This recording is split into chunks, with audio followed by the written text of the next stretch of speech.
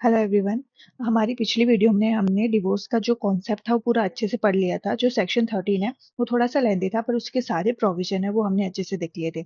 आज की वीडियो में हम बाकी के बचे हुए जो प्रोविजंस है वो देखते हैं। देखिए, सेक्शन नंबर 13A जो है वो ऐड हुआ था 1976 से। 1976 से ऐड हुआ था, जिसके अंदर अल्टरनेट रिलीफ बताया गया है डिवोर्स प्रोसीडिंग का।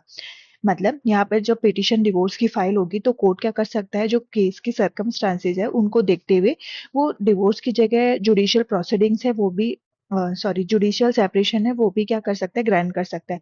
जरूरी नहीं डिवोर्स ही फाइल करे। अगर उसको यूं लगता है, कोर्ट को यूं लगता है कि जो रिकंसिलिएशन का वापस चांस है, तो वो क्या करेगा, जुडिशियल सेपरेशन पास कर देगा डिवोर्स की जगह। अब कौन से ग्राउंड्स में जुडिशियल सेपरेशन पास होगा, पास नहीं होगा? तो जो सेकंड क्लोज था डिवोर्स का, जो हमने कल की वीडियो में देखा था, सेकंड क्लोज, फिर सिक्स क्लोज और फिर सेवन क्लोज। तो इन तीन क्लोज के अंदर देखो, सेकंड, सिक्स और सेवन, इन क्लोज के अंदर वो क्या करेगा। जैसे कि सेकंड क्या था, क्रुअल्टी को लेकर था। सिक्स क्या था, रिनाउंस को लेकर था कि वो साधु महात्मा बन जाता है। और लास्ट वाला क्या था कि 7 साल तक वो सुना नहीं गया है, तो उसको हम मरा हुआ समझते हैं। तो इन ग्राउंड्स के अलावा जो ग्राउंड्स पे डिवोर्स आते हैं, तो वहां पर वो डिवोर्स की जगह जुडिशियल सेपरेशन है वो भी ग्रांट कर सकते हैं। देखिए, बहुत इंपॉर्टेंट केस है, नवीन कोहली वर्सेस नीलम कोहली। बहुत बार पूछा भी जाता है, 2000 का केस है, जिसके अंदर इनरिवर्टेबल ब्रेकडाउन ऑफ द मैरिज है उसकी बात हुई थी। जो इनरिवर्टेबल ब्रेकडाउन है वो क्या माना जाता था, क्रुअल्टी से कनेक्टेड नहीं माना गया इस केस के अकॉर्डिंग। देखिए, degree of divorce granted on these ground, supreme court ने ये स्टेट किया कि इनरिवर्टेबल ब्रेकडाउन ऑफ मैरिज है वो कंप्लीटली रिलेटेड टू क्रुअल्टी नहीं है। जरूरी नहीं है कि उसमें क्रुअल्टी हो, पूरा वो क्रुअल्टी से रिलेटेड नहीं है। उसके बाद में केस आता है शिल्पा श्लेष्ठ वर्सेस वरुण श्रीनिवासन का, जो 2023 का रिसेंट केस है। उसके बाद में एक केस आता है श्री राकेश रमन वर्सेस श्रीमती कविता, 2023 का ये केस है। तो ये आप पोज करके पढ़ लीजिएगा। अब उसके बाद में सेक्शन देखिए 13B। 13B है, बहुत इंपॉर्टेंट है, सेक्शन का नंबर बहुत बार पूछा जाता है, तो सबसे पहले आपको 13B याद रखना है। और ये डिवोर्स बाय म्यूचुअल कंसेंट है। डिवोर्स बाय म्यूचुअल कंसेंट का मतलब क्या होता है कि दोनों पार्टी आपस में एग्री होती है, उसके बाद में वो डिवोर्स फाइल होता है। मतलब कि दोनों की सहमति होती है डिवोर्स के लिए। यहाँ पर क्या हुआ, पिटीशन फाइल होगी, dissolution of marriage by the divorce. और वो प्रेजेंट कौन कर सकता है, दोनों पार्टी प्रेजेंट कर सकती है, हस्बैंड भी और वाइफ भी।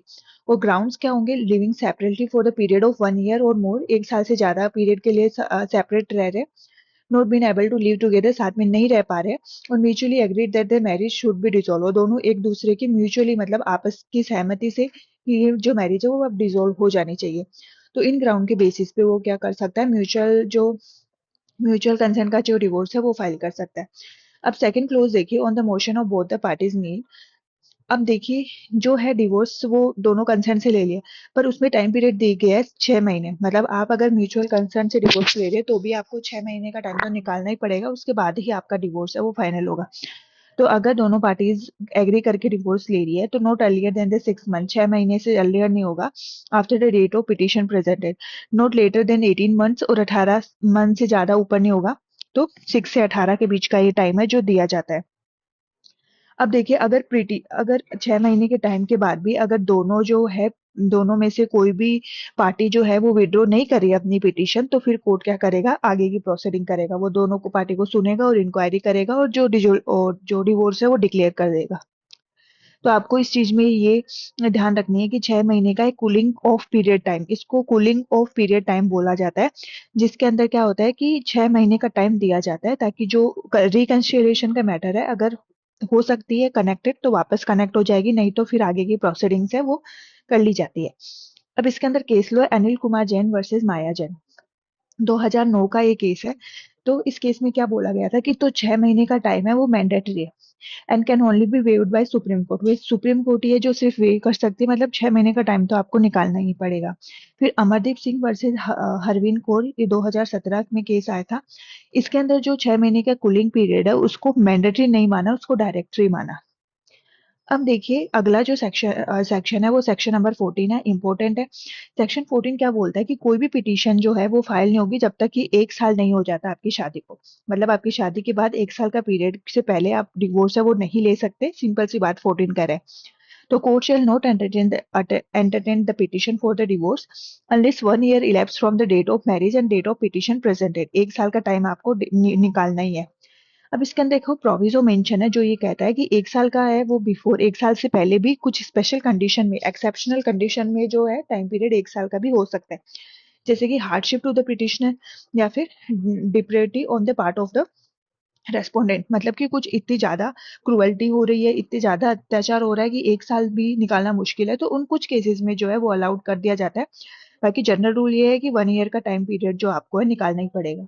But if court satisfy leave obtain by misrepresentation और concealment of the degree of case, अगर कोई जो है चीज मिस रिप्रेजेंटेशन से या कि किसी चीज को कंसील करके हुई है, तो जो कोर्ट है वो क्या कर सकता है, अनटिल जो 1 ईयर का जो टाइम है उसका मतलब शुड नॉट बी इफेक्ट, वो नहीं आएगा 1 साल का टाइम, या फिर डिसमिस कर देगा पिटिशन को कि after 1 year from the date of marriage. तो मतलब जो भी है कोर्ट है वो सेटिस्फाई करेगा, कोई भी मिसरिप्रेजेंटेशन नहीं हुई हो, कोई कंसीलमेंट नहीं हुई हो, और अगर 1 साल के कुछ भी एक्सेप्शनल सर्कमस्टांसेस है उनमें 1 साल से पहले होती है। बाकी जनरल रूल यही है कि आपकी शादी के बाद आपको 1 साल निकालना है, उसके बाद ही आप डिवोर्स है वो फाइल कर सकते हैं।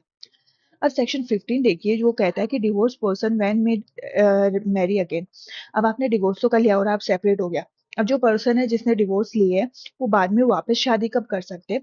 तो इसमें बेसिक बात इतनी सी याद रखनी है कि वो जब अपील का टाइम खत्म हो जाता है उसके बाद में क्या कर सकते हैं, वो दूसरी शादी कर सकते हैं। तो आपके अपील के टाइम तक आपको वेट करना है। अब देखिए after degree of divorce parties remarry कब कर सकते हैं? जहां पर अपील का राइट है वो नहीं बचा तो वो लोग शादी कर सकते हैं, और अपील का टाइम अगर बचा है तो जब तक वो टाइम है तब तक, या फिर वो टाइम जब तक डिसमिस नहीं हो जाता तब तक वो क्या कर सकते हैं, रुकना होगा उनको। और जैसे ही अपील का टाइम खत्म होता है उसके बाद में वो दोनों शादी अगेन दोबारा शादी कर सकते हैं। अब 16 देखिए लेजिटिमेसी ऑफ चाइल्ड है जो वॉइड और वॉइडेबल मैरिज से आती है। तो एक चीज जो अपन ने वॉइड और वॉइडेबल मैरिज के डिफरेंस में पढ़ी थी वो ये कि वॉइडेबल मैरिज है वो स्टार्टिंग से वॉइड नहीं होती, वो स्टार्टिंग में वैलिड होती है, फिर हम डिग्री लेते हैं डिग्री ऑफ नलिटी, उसके बाद में उनको वॉइडेबल बोला जाता है। तो इस केस में देखिए जो चाइल्ड बोर्न हुए वॉइड मैरिज से, जो सेक्शन 11 के 1, 4th और 5th क्लोज के अंदर दिए गए थे, तो वो लेजिटिमेट होंगे if marriage has been valid. क्यों? क्योंकि इसके अंदर जो मैरिज होती है वो वैलिड होती है, वो मैरिज होती है वो वॉइडेबल होती है। क्यों वॉइडेबल होती है? तो वो जो स्टार्टिंग से वो क्या चली आ रही है, वो वैलिडी चली जा रही है, क्योंकि वहाँ डिग्री ऑफ नलिटी अभी तक नहीं आई है। तो उस केस के अंदर जो बच्चे होंगे वो लेजिटिमेट होंगे। अब उसके बाद में देखिए डिग्री ऑफ नैलिटी ली तो वॉइडेबल मैरिज से आए सेक्शन 12 के अंदर। तो चाइल्ड है वो कंसीव हुआ है डिग्री के पहले, डिग्री के पहले कंसीव हुआ तो वो लेजिटिमेट चाइल्ड होगा। तो यहाँ पर भी बच्चे को लेजिटिमेट चाइल्ड है वो समझा गया है। थर्ड क्लास के अंदर अगर चाइल्ड है वो नल और वॉइड मैरिज से आया है, मतलब वो मैरिज कभी थी ही नहीं, डिग्री ऑफ एनएलबी हो गई है, डिग्री ऑफ नलिटी उसके बाद में अगर वो आए हैं, तो फिर उसका कोई भी राइट नहीं होगा प्रॉपर्टी में कोई भी पर्सन से, except property of the parents. Property की जो पेरेंट्स होगी उसके अलावा उसका कोई भी राइट नहीं होगा पेरेंट्स के अंदर। तो इसमें बेसिक इतनी ही बात रखनी है कि कौन से चाइल्ड लेजिटिमेट है कौन से इलिजिटिमेट है। तो जो भी वॉइड मैरिज से बोर्न आउट होते हैं वो इलिजिटिमेट है, और जो भी वॉइड जो वॉइडेबल मैरिज या फिर वैलिड मैरिज से वो लेजिटिमेट बोर्न है डिग्री ऑफ नलिटी से पहले। अब उसके बाद में इसमें एक इम्पोर्टेंट केस लॉज है, रवीना सिद्धप्पा वर्सेस मल्लिकार्जुन, 2023 का रिसेंट केस लॉ है, जिसके अंदर ये बोला गया है कि जो सुप्रीम कोर्ट है वो चिल्ड्रन बोर्न फ्रॉम वॉइड और वॉइडेबल मैरिज है, जो सेक्शन 11 और 12 में आता है, वो एंटाइटल है इनहेरेंट देयर पेरेंट्स, अपने पेरेंट्स की इनहेरेंट कौन सी प्रॉपर्टी कर सकते हैं, सेल्फ एक्वायर्ड प्रॉपर्टी कर सकते हैं और एंचेस्टर प्रॉपर्टी कर सकते हैं। तो दोनों के ही लिए वो लायबल होते हैं, but not to attain the coparcenary status of the Hindu joint family, पर कोपाशनरी जो स्टेटस है वो गेन नहीं कर सकते। बाकी वॉइड और वॉइडेबल मैरिज के जो बच्चे होते हैं वो सेल्फ एक्वायर्ड प्रॉपर्टी और एंचेस्टर प्रॉपर्टी इनमें तो क्या कर सकते हैं, इनहेरेंट कर सकते हैं। इस केस से ये बोला गया था। अब देखिए पनिशमेंट, तो 17 और 18 जो सेक्शन है इसके अंदर हमें पनिशमेंट दी गई है। तो सबसे पहला जो बाइगेमी है उसकी पनिशमेंट, तो बाइगेमी की जो पनिशमेंट होगी, बाइगेमी में अगर आप शादी करते हो, बाइगेमी का मतलब है आपके हस्बैंड या फिर आपके वाइफ के होते हुए भी आप दूसरी शादी करते हैं तो उसको बाइगेमी कहते हैं।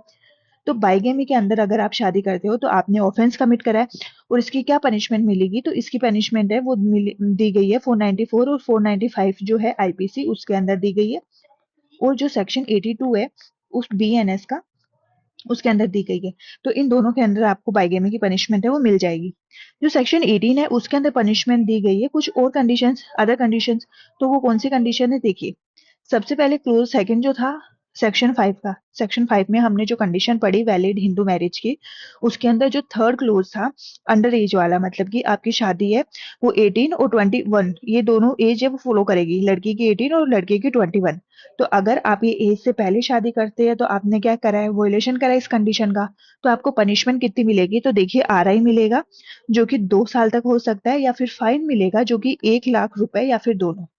तो यहाँ पर जो पनिशमेंट है वो RI 2 years और 1 लाख रुपीज का फाइन, और दोनों ये इसकी पनिशमेंट है, ध्यान रखनी है।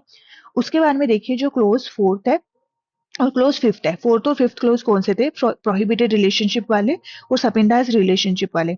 तो इन दोनों केसेस में भी अगर आप शादी करते हैं तो आपको जो पनिशमेंट मिलेगी वो सिंपल इम्प्रिजनमेंट मिलेगी, जो कि 1 साल तक हो सकती है, या फिर 1000 रुपीज का फाइन, या फिर बोथ।